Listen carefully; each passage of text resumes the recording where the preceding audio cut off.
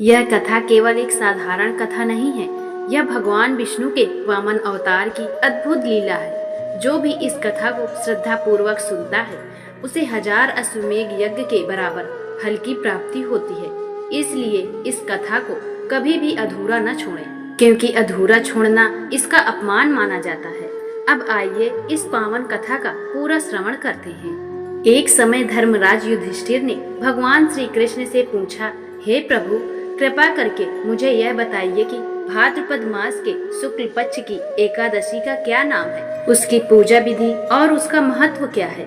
यह सुनकर भगवान श्री कृष्ण ने कहा, हे राजन, यह एकादशी परिवर्तनी एकादशी के नाम से जानी जाती है। इसे वामन एकादशी और जयंती एकादशी भी कहा जाता है। यह एकादशी पुण्य, स्वर्ग और मोक्ष देने वाली है तथा सभी पापों का नाश करने वाली है। इस दिन जो भी व्यक्ति मेरा व्रत और पूजन करता है, वो तीनों लोकों में पूजनीय बनता है। जिसने भी इस एकादशी को श्रद्धा और भक्ति के साथ किया, उसने ब्रह्मा, विष्णु और महेश तीनों का पूजन करने के समान फल पाया। इस दिन भगवान विष्णु शयन करते हुए करवट बदलते हैं, इसलिए इसे परिवर्तनी एकादशी कहा जाता है। इस दिन व्रत और पूजा करने से वाजपेय यज्ञ के समान फल मिलता है और पाप नाश करने के लिए इससे श्रेष्ठ कोई उपाय नहीं है।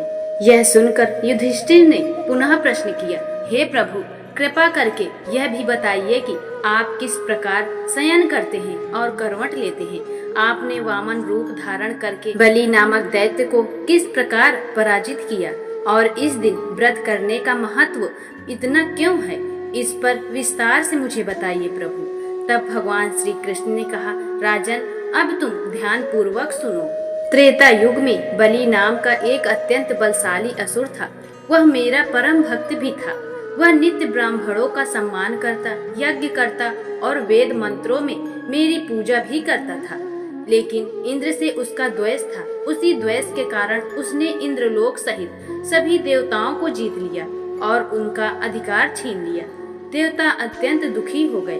तब बृहस्पति सहित सभी देवता मेरे पास आए और वेदों के मंत्रों से मेरी स्तुति की।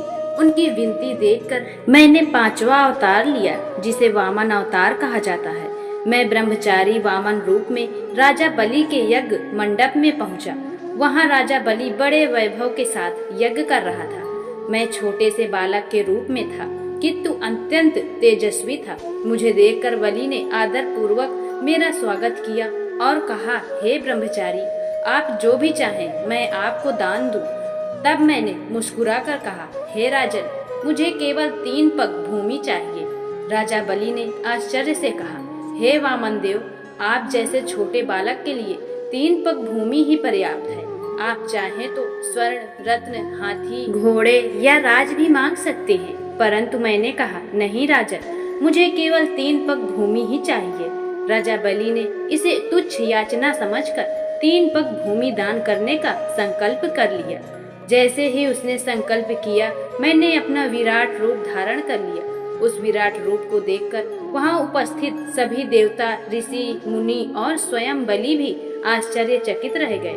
मैंने अपने एक पग में संपूर्ण पृथ्वी को नाप लिया, दूसरे पग से स्वर्ग लोक को नाप लिया और तब तीसरे पग के लिए कोई स्थान शेष नहीं बचा। तब मैंने राजा बलि से कहा, अब बताओ तीसरा पग कहाँ रखूं? तब बलि ने अपनी भक्ति और विनम्रता दिखाते हुए कहा, हे प्रभु, अब मेरे पास कुछ शेष नहीं है। मैं अपना सिर झुका देता हूँ। आप तीसरा पग मेरे सिर पर रख लीजिए। मैंने उसका सिर झुका हुआ देखा और अपने तीसरे पग को उसके मस्तक पर रख दिया। तभी वह पाताल लोक में चला गया। परंतु बलि वास्तव में मेरा परम भक्त था। उसकी विनम्रता और समर्पण देखकर मैं प्रसन्न हुआ और मैंने कहा, हे बलि, मैं सदैव तुम्हारे समीप रहूंगा। उस दिन भाद्रपद शुक्ल एकादशी थी, इसलिए उसी दिन से इस तिथि को विशेष माना गया और इस दिन से वामन अवतार की पूजा का विधान प्रारंभ हुआ। इस एकादशी के दिन भगवान क्षीर सागर में शेषनाग की शैया पर करवट बदलते हैं, इसलिए इसे परिवर्तनी एकादशी कहा जाता है। इस दिन भगवान विष्णु का पूजन और रात्रि जागरण करना चाहिए।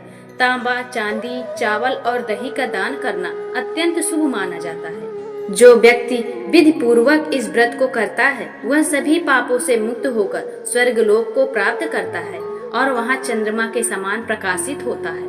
इस दिन की कथा को पढ़ने और सुनने से भी अश्वमेध यज्ञ के समान फल मिलता है। इसलिए जो भी व्यक्ति इस पावन कथा का श्रवण करे उसे संपूर्ण श्रद्धा और भक्ति से अंत तक अवश्य सुनना चाहिए। आइए अब आरती का श्रवण करते हैं।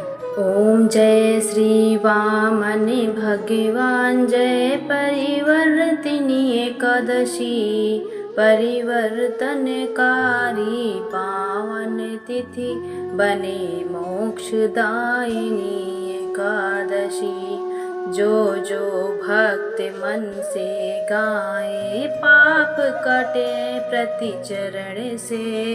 व्रत विधि पूजा पूजन से हरि कृपा हो सदा दर्शन से। ओम जय श्री वामन भगवान, शयन करवट भगवता विष्णु रूप वामन तपया।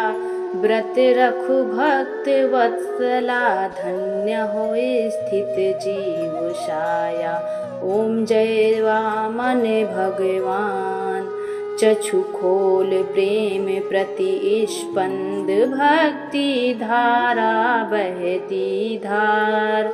सहस्त्र यज्ञ फल सम करे, यह व्रत रहे अभिमान हर। ओम जय श्री वामन भगवान, चंदन तिलक अक्षत अर्पण, दीपक से शुद्ध प्रकाश चमके। नाम नारायण का मिटे त्रुटि मान प्रसाद। ओम जय श्री वामन भगवान। ओम विष्णवे नमो नमः त्रिपुरांतकारी, ओम वामने नमो नमः सर्ववेद प्रभारी।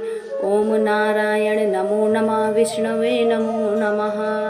हरि चरणों की छाया पाकर चिंतन शुद्धि बने साकार। परिवर्तनी व्रत कथा सुन कर मनुष्य पाप मुक्त हो संसार। ओम जय श्री वामन रूप, जय परिवर्तनी एकादशी। इस आरती से हो मन वांछित सिद्धि, मोक्षेश्वर कृपा व निश्चिंद्र। ओम जय श्री वामन भगवान, ओम जय परिवर्तिनी एकादशी। एक बार प्रेम से बोलिए श्री वामन भगवान की जय, श्री हरि विष्णु भगवान की जय। श्री कृष्णाय नमः।